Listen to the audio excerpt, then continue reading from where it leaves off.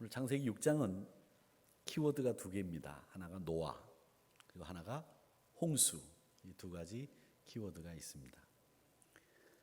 홍수로 세상의 모든 사람들을 다 심판하셨을 때 노아와 그의 가족만 살아남았다, 이 얘기입니다.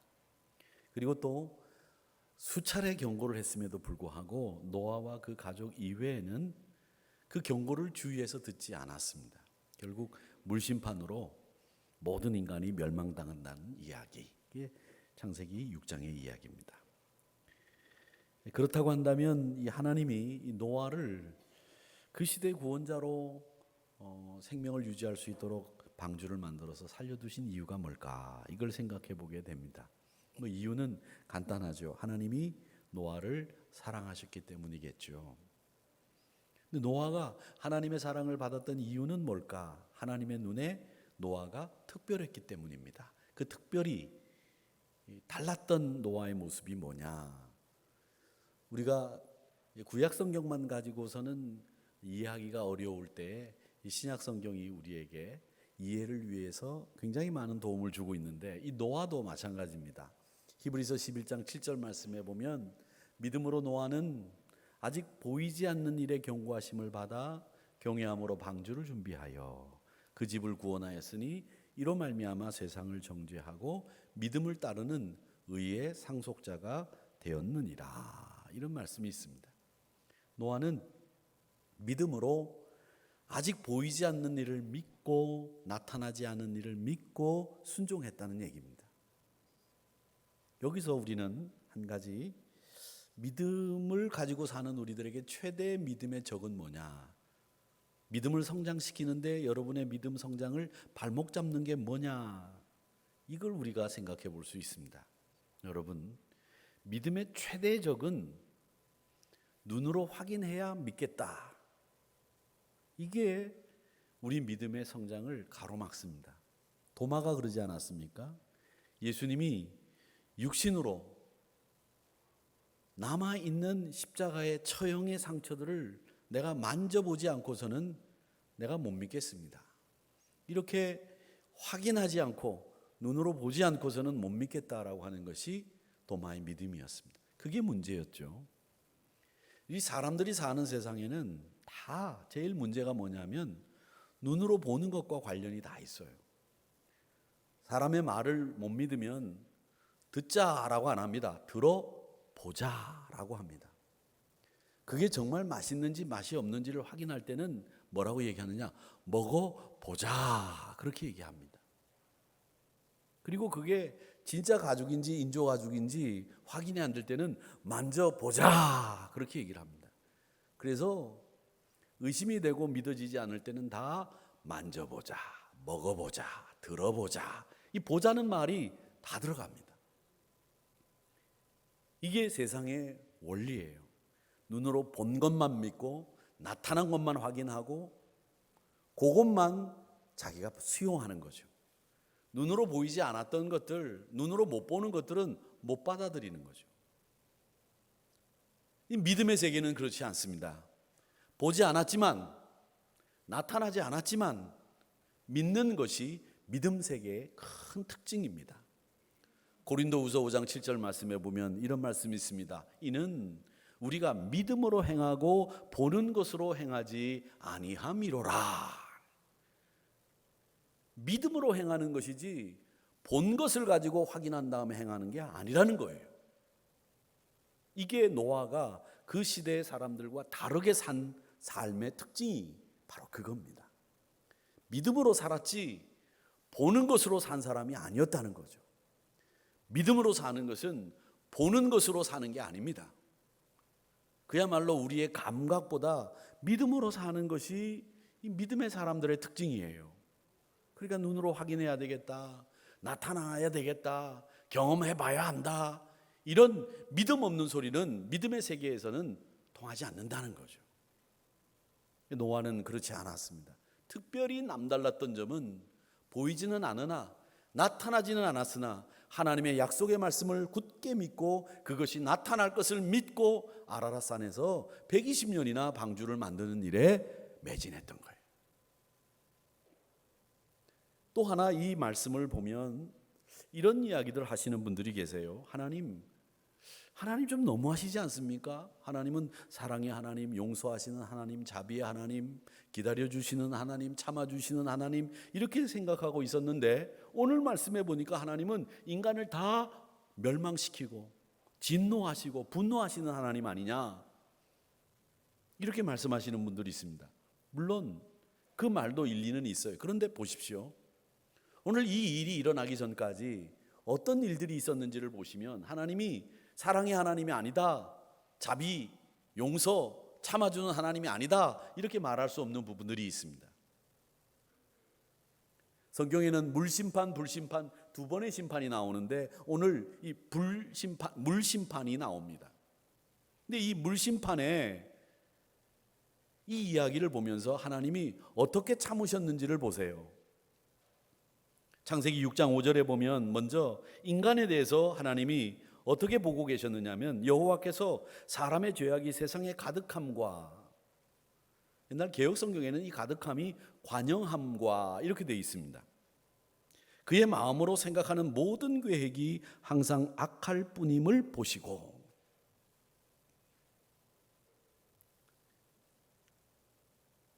사람이 생각하는 모든 계획이 하나도 빠짐없이 항상 악했다는 거예요. 이 계획은 악하고 이 계획은 선한 게 아닙니다.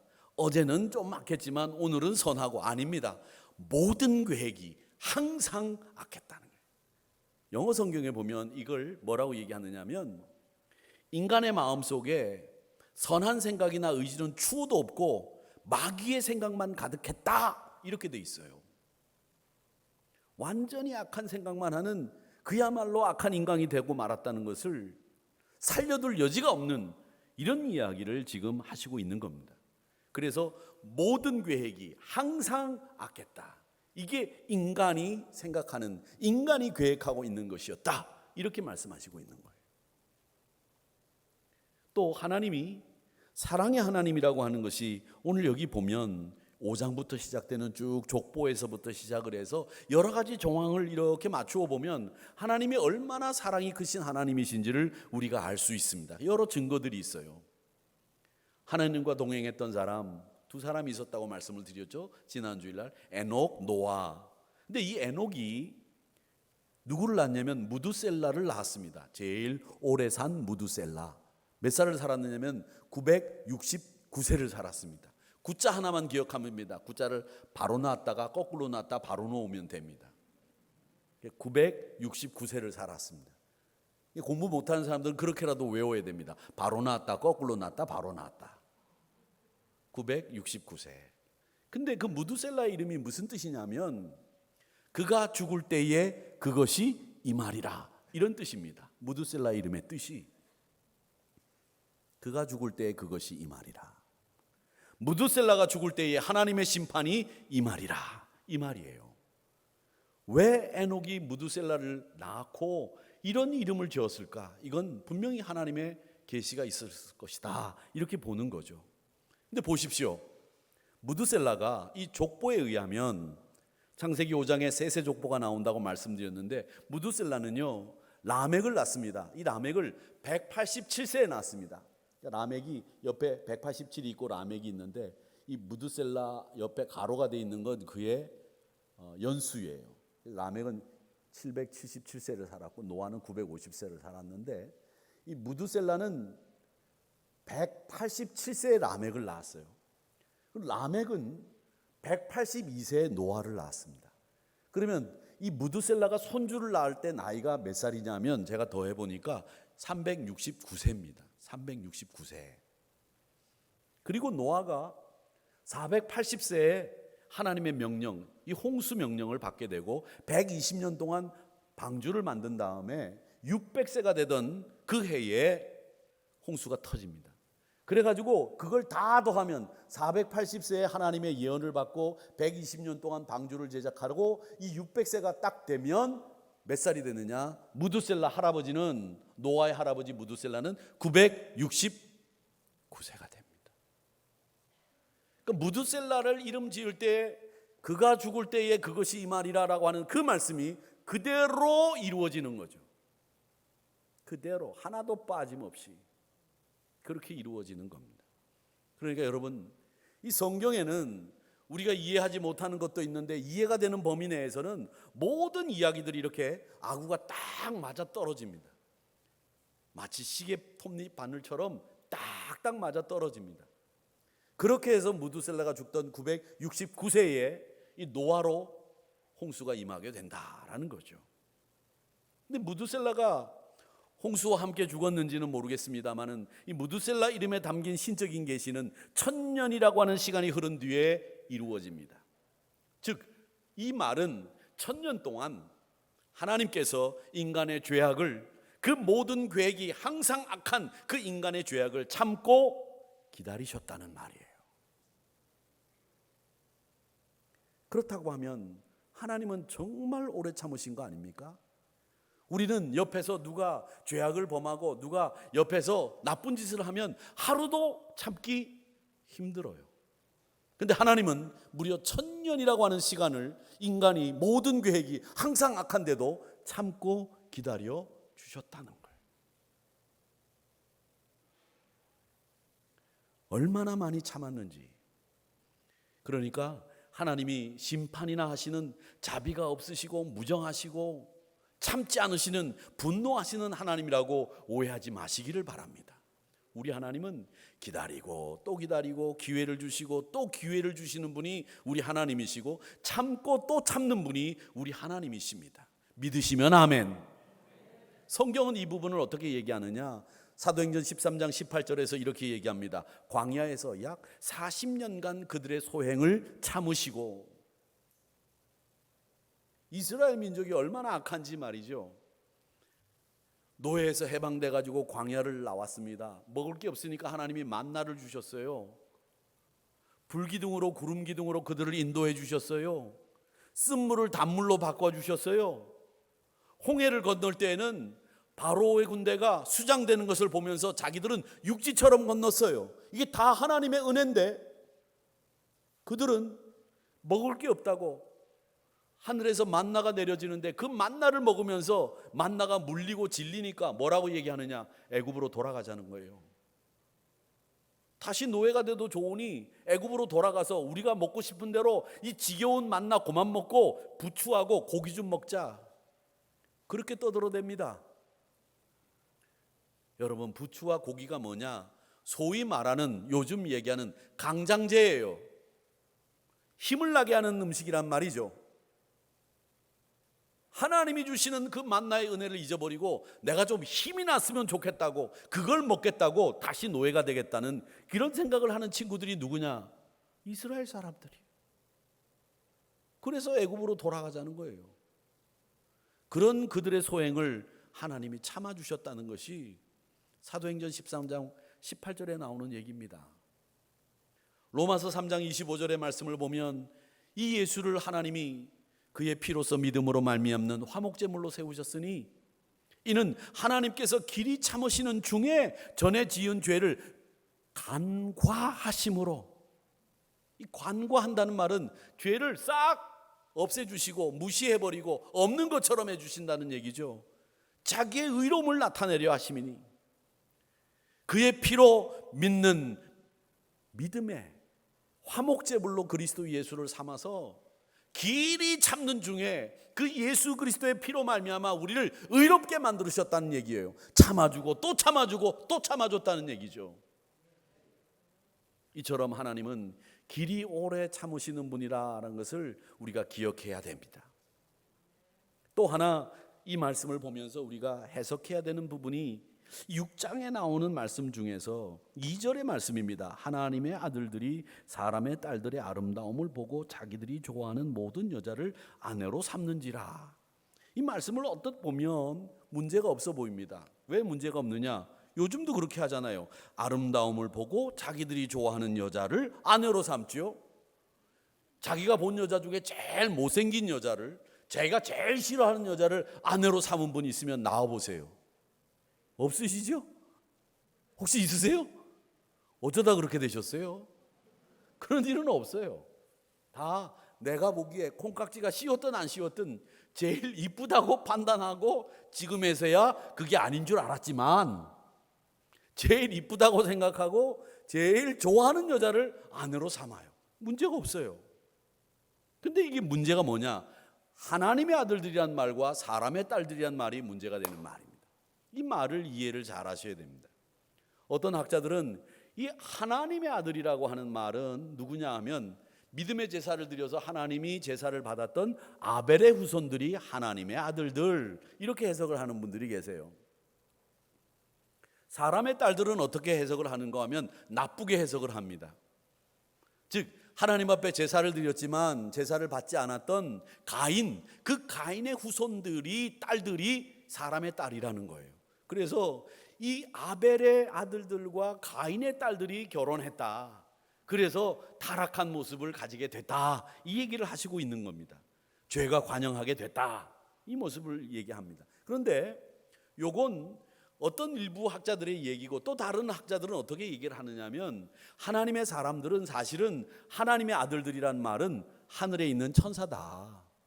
사람의 딸들은 그야말로 사람의 딸들이고 하늘의 천사를 하나님의 아들들이라고 그렇게 해석해야 된다. 이렇게 보수 정통 신학자들은 얘기를 합니다. 그러면서 이 사람들은 이렇게 얘기합니다. 그 천사들은 장가가는 거 시집가는 거 없다는 거죠. 예수님도 말씀하셨어요. 마태복음 22장 30절에 보면 부활 때에는 장가 아니 가고 시집도 아니 가고 하늘에 있는 천사들과 같으니라. 천사들은 장가가는 거 시집가는 거 없다는 거죠. 우리도 부활하고 난 뒤에는 장가가는 거 시집가는 거 없다는 거예요. 나중에 부활하시고 난 뒤에 내 아내 어디 갔지? 찾지 마세요. 그때는 아내가 아니에요. 자매님이지. 부활하고 난 뒤에는. 아시겠습니까? 그러셔야 됩니다. 부활한 후에는 장가가는 거 시집가는 거 없다는 거예요. 좀 서운하세요? 얼굴 표정에 좀 서운한 표정이 있으신데, 어쨌든 이 말은 천사들은 시집가는 거 장가가는 거 없다는 거예요. 그래서 이 하나님의 아들들은 천사들인데 이 친구들이 자기가 있어야 될 곳에 있지 않고 땅으로 내려와서 자기 욕심대로 아름다움을 보고 자기가 좋아하는 대로 여자를 취해서 아내로 삼았다는 거죠. 즉 이 말은 무슨 말인고 하면 이 정통적인 신학자들의 얘기는 뭐냐? 천사들이 타락했다는 거예요. 죄가 관영하게 된 이유 중에 하나는 뭐냐? 자기들이 있어야 될 하늘이라고 하는 그 처소에서 벗어나서 천사들이 땅에 내려오는 순간에 자기 욕심대로 살려고 하는 순간에 이 땅에 죄가 관영하게 됐다는 얘기죠. 그러니까 여러분, 타락이라고 하는 것은 자기가 있어야 될 자리, 자기가 가야 될 길을 가는 것이 정상적인 건데 자기가 가야 되지 않아야 될 길을 가고 자기가 있지 않아야 될 곳에 가는 것이 타락인 거예요. 하늘에서 하나님의 영광을 드러내고 하나님을 섬기고 하나님의 뜻을 알려주는 일을 감당해야 되는 친구들이 땅에 내려와서 자기의 욕심대로 살려고 하는 순간에 타락했다는 거죠. 죄가 관영하게 됐다는 거죠. 물심판을 받는 세상을 도와주게 됐다는 거예요. 사랑하는 성도 여러분, 그렇기 때문에 우리 성도들은 늘 있어야 되는 자리를 지켜야 됩니다. 믿음의 자리, 은혜의 자리, 구원의 자리, 축복의 통로, 여러분들이 지키셔야 될 줄로 믿습니다. 그 자리를 떠나면 안 된다는 거예요. 이게 하나님의 아들들과 사람의 딸들이 자기가 좋아하는 대로 아름다운 여자를 아내로 삼았다는 이야기에서 우리가 얻어야 될 교훈이에요. 이 교훈을 우리는 분명히 알아야 됩니다. 내가 있어야 될 자리, 내가 가야 될 길, 그 길이 아니면 안 간다. 내가 있어야 될 자리가 아니면 있어야 되지 않는다. 떠난다. 이게 우리 믿음의 사람들이 가져야 될 자세라는 거죠. 또 하나 이 말씀을 가지고 이렇게 해석하시는 분들이 있습니다. 믿는 사람들은 안 믿는 사람하고 결혼하면 안 된다. 물론 믿는 사람이 믿는 사람과 결혼하는 것이 제일 좋은 방법이겠죠. 최선입니다. 그러나 최선이 아닐 수도 있거든요. 믿지 않는 분과 결혼할 수도 있습니다. 근데 성경에는 믿는 사람이 믿는 사람과만 결혼하라는 말씀은 성경 어디에도 죄송하지만 없습니다. 단 있는 말씀이 있다면 고린도후서 6장 14절의 말씀에 보면 이런 말씀이 있습니다. 너희는 믿지 않는 자와 멍에를 함께 매지 마라. 의와 불법이 어떻게 함께하고 빛과 어둠이 어떻게 사귈 수 있겠느냐, 이 말씀은 있습니다. 그런데 이 말씀은 우리에게 믿지 않는 사람과 결혼하지 마라, 이 말이 아니에요. 믿지 않는 사람과 너희들이 왜 똑같이 행동하느냐, 이 말씀이에요. 믿는 사람은 믿는 사람답게 살아야 된다라는 거죠.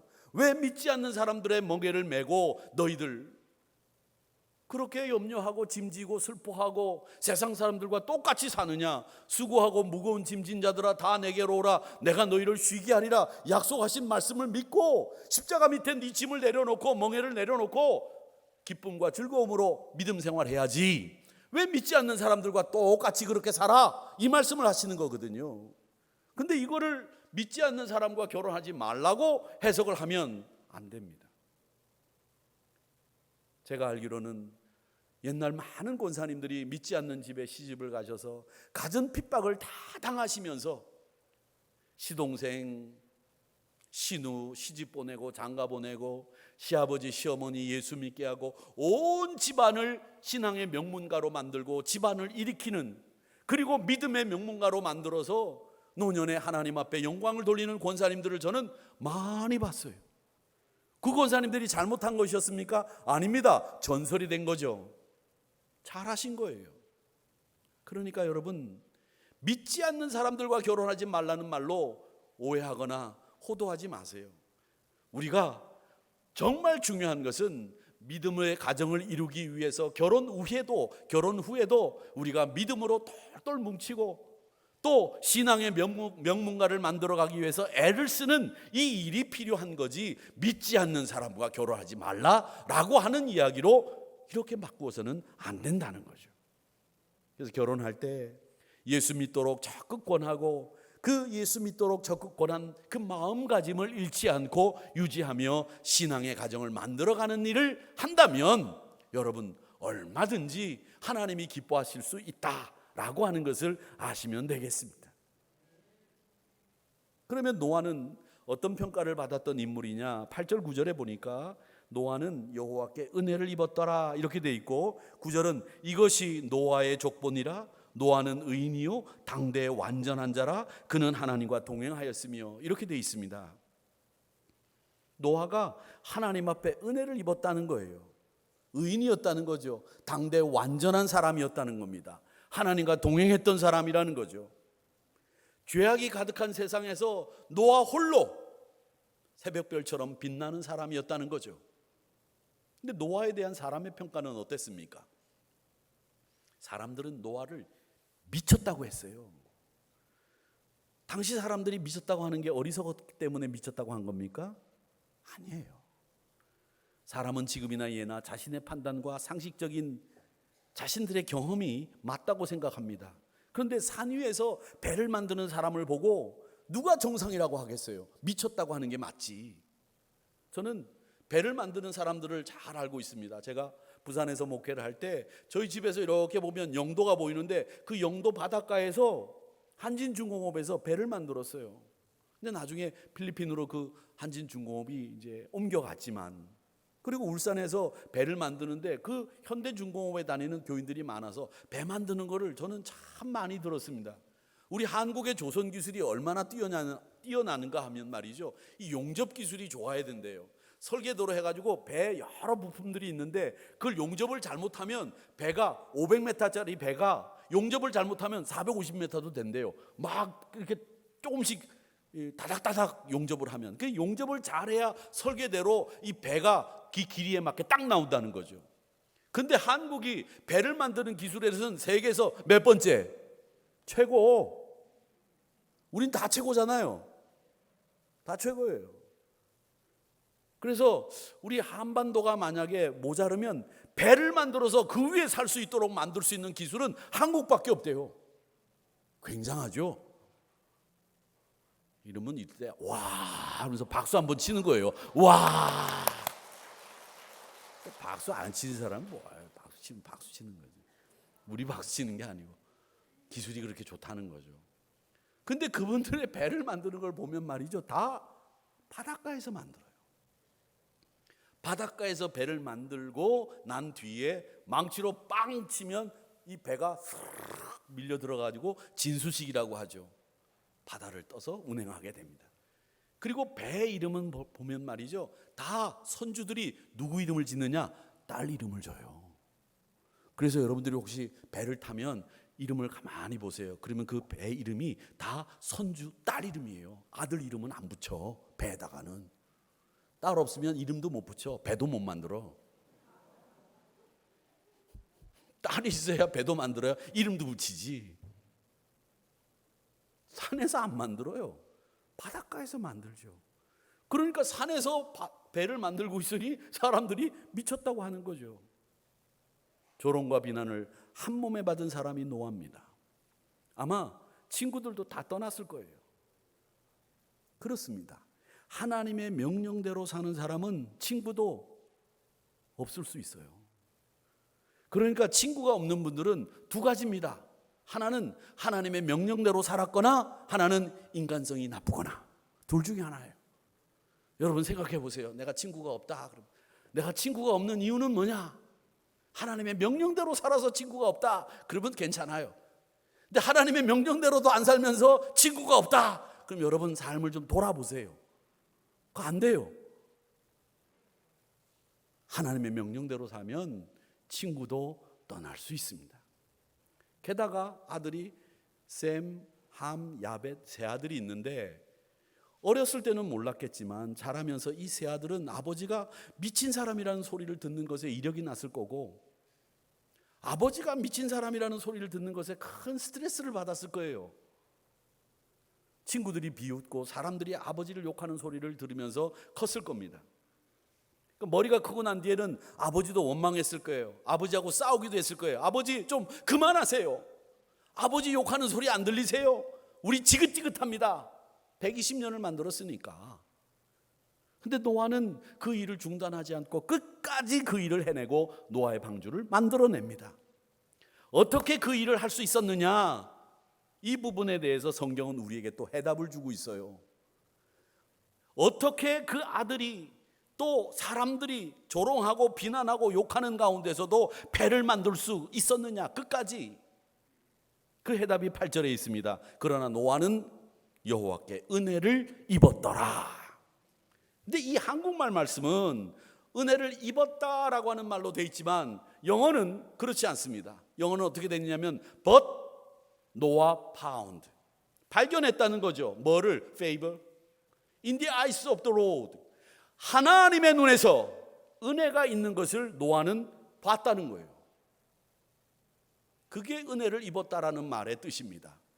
하나님이 우리를 사랑하시는 그 눈길을 노아는 느꼈다는 거예요. 봤다는 거예요. 발견했다는 거예요. 여러분, 그겁니다. 믿음의 사람들은 하나님이 우리를 얼마나 사랑하시는지 보고 체험할 수 있는 사람들이에요. 노아는 그걸 본 거예요. 여러분, 마스크를 쓰고 계셔도 여러분 얼굴이 기뻐하는 얼굴인지 화가 난 얼굴인지 이제는 우리가 다 분간할 수 있게 됐어요. 3년 정도 쓰다 보니까. 처음에는 마스크를 쓰니까 이게 누가 누군지 말이지 분간이 잘 안 되고, 그러다가 이 3년 정도 지나니까 마스크를 써도 아, 누구다, 이게 다 보여요. 그러니까 저 사람이 웃는 얼굴인지 지금 슬퍼하는 얼굴인지 그게 다 보여요. 화가 나면 그 사람의 눈을 보면 화가 났는지 안색이 변하잖아요. 눈에서 말이지 막 확 불이 나오고 콧김이 나오고 머리 뚜껑이 열려서 들썩들썩하고 말이죠. 그지요? 좋으면 어떻게 됩니까? 눈이 그냥 막 붙었는지 떴는지 모르게 그냥 눈이 이렇게 되고 입꼬리가 그냥 귀에 걸리고 말이죠. 입꼬리가 귀에 걸려요, 이렇게.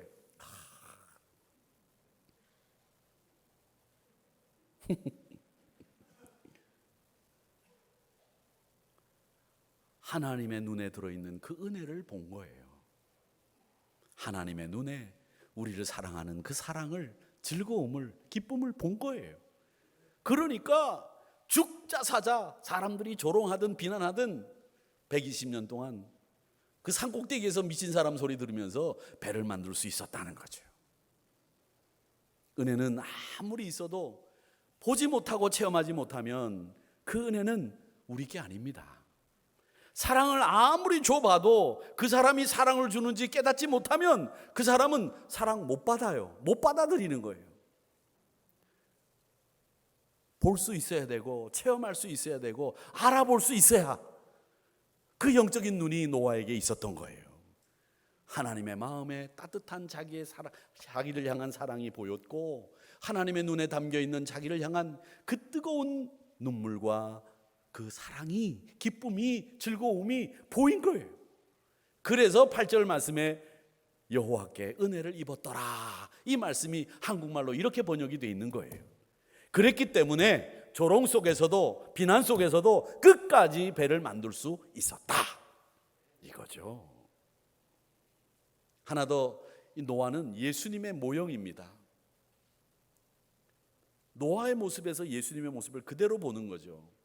6장 도처에 보면 예수님의 모습이 나타나는데, 첫째로 이 노아에게 하나님이 위대한 일을 맡기시지 않습니까? 14절에 너는 고페르 나무로 너를 위하여 방주를 만들 때 그 안에 칸들을 막고 역청을 그 안팎으로 칠하라, 이렇게 돼 있는데, 방주를 만들고 세상에 있는 모든 생물의 암수를 그 안에 싣도록 했습니다. 하나님의 심판으로부터 각 피조물의 대표를 모아 보존하는 일을 하나님이 맡기신 거죠. 그것처럼 우리 주님은 예수님에게 위대한 일을 맡기셨는데, 그 위대한 일이 뭐냐? 세상을 구원하는 일을 맡기신 거죠. 그래서 예수님이 잡히시기 전날 밤 기도하는 그 기도가 어떤 기도냐? 요한복음 17장 4절 말씀에 보면 아버지께서 내게 하라고 주신 일을 내가 이루어 아버지를 이 세상에서 영화롭게 하였사오니, 이렇게 얘기하면서 아버지가 나에게 맡겨주신 일을 다 감당하고 이루어서 아버지를 영화롭게 했습니다, 이렇게 마지막 잡히시기 전에 기도하셨다는 거예요. 그리스도 예수께서 하신 일은 이 세상을 구원해내는 일이었고요, 노아도 예수님과 똑같은 닮은 꼴로 이 세상의 피조물들의 대표인 각 암수를 노아의 방주에 실어 그 하나님의 천지를, 하나님이 만드신 그 창조의 세계를 보존하는 책임을 감당했다라고 하는 거죠. 이게 예수님과 노아가 한 똑같은 닮은 꼴입니다. 또 하나는, 노아는 방주를 지을 때에 혼자 지었습니다. 아무도 안 도와줬어요. 다 미쳤다고 하는데 누가 가서 거기를 돕겠습니까? 묵묵히 산 위에서 혼자 지었습니다. 예수님도 구속사역을 담당하시면서 누구의 도움도 받지 않았습니다. 십자가를 지시고 골고다 언덕을 오르시면서 너무 매를 많이 맞아서 이 육신의 연약함 때문에 밤새 고초를 당하고 신문을 당하셔서 이 십자가를 지고 골고다까지 갈 수가 없기 때문에 구레네 시몬이 십자가를 대신 진 것 이외에는 누구도 그 사역을 돕지 않았습니다. 예수님 홀로 오롯이 그 사역을 다 감당하셨습니다. 그렇듯이 노아도 혼자 방주를 만드는 일을 오롯이 혼자 감당했습니다. 또 하나 제일 중요하다고 생각하는 것이 이것인데, 노아와 예수님은 하나님의 말씀에 절대 순종했다는 겁니다. 오늘 6장 22절 말씀과 또 다음 장인 이 7장 5절에 보면 똑같은 말씀이 두 번 나오는데 뭐라고 나오느냐? 22절 말씀, 오늘 6장 22절 말씀에 보면 노아가 그와 같이 하여 하나님이 자기에게 명하신 대로 다 준행하였더라. 다 준행하였더라. 하나도 빠짐없이 모두를 다 준행했다는 거예요. 7장 5절에 보면 똑같은 말씀이 그대로 나옵니다. 노아가 여호와께서 자기에게 명하신 대로 다 준행하였더라. 다, 모든 것을 하나도 빠짐없이 다 준행했다. 노아와 예수님은 똑같이 이렇게 하나님의 말씀에 절대 순종하는 사람이었다, 그 얘기죠. 예수님도 십자가에서 죽기까지 복종하지 않으셨습니까? 인간적인 고통을 뻔히 아시는데도 그 십자가의 처형이 얼마나 힘든 일인가를 아시면서도 주님은 혼자서 하나님의 뜻을 이루기 위해서 순종하는 마음으로 끝까지 십자가를 지신 겁니다. 십자가 처형, 말이 십자가 처형이죠. 죽는 것도 빨리 죽는 게 좋습니다. 하루 종일 십자가에 매달려서 피를 흘리고 하루 종일 숨쉬기 어려운 가운데 무릎을 올렸다 폈다 하면서 한번 견뎌보시면, 우리는 견딜 일이 없겠지만, 그런 처형제도는 우리 인간 사회는 이제 없지만 얼마나 힘들고 어려웠겠어요. 그런데 그 처형을 끝까지 지켜내고 끝까지 감당하셨다는 거죠. 그 십자가의 순종 때문에 우리가 생명을 얻었고, 우리가 구원을 얻었고, 우리가 새로운 삶을 살게 된 줄 믿습니다.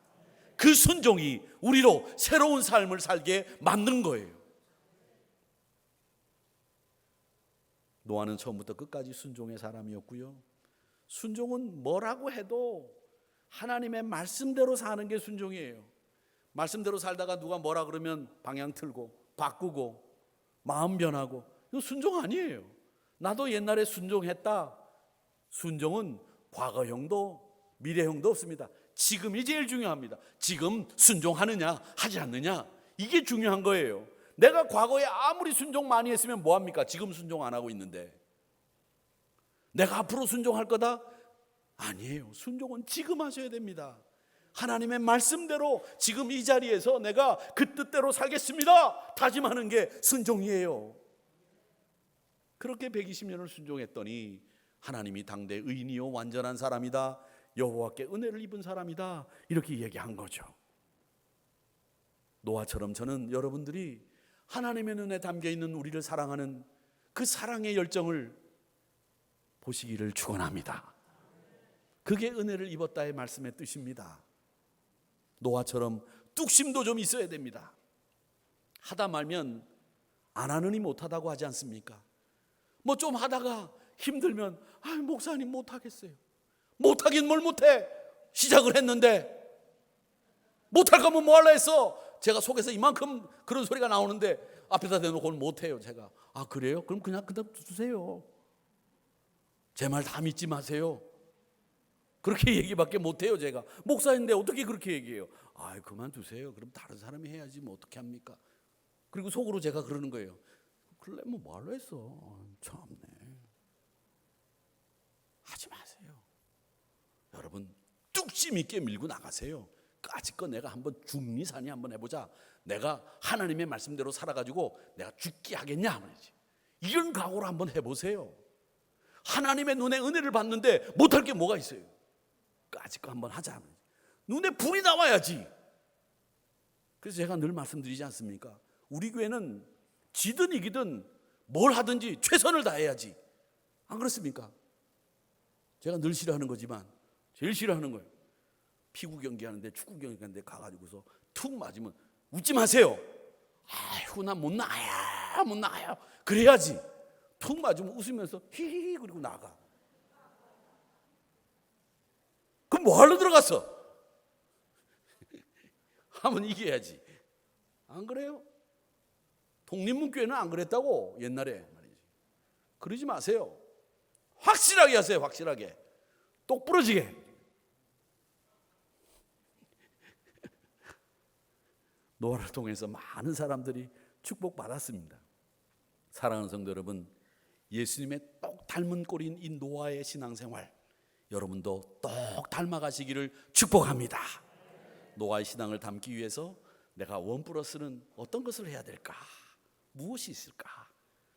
구약시대 예수님을 예표하는 인물이 노아였지만 이제 신약시대 예수님으로 구원받은 우리들은 예수님을 이 세상에 보여주는 사람이 되겠다, 이런 생각을 가지시면서 이 노아와 그의 신앙생활, 또 노아가 보여주는 예수님의 그 아름다운 모습들을 여러분 닮아가시는 저와 여러분이 되시기를 주님의 이름으로 축복합니다.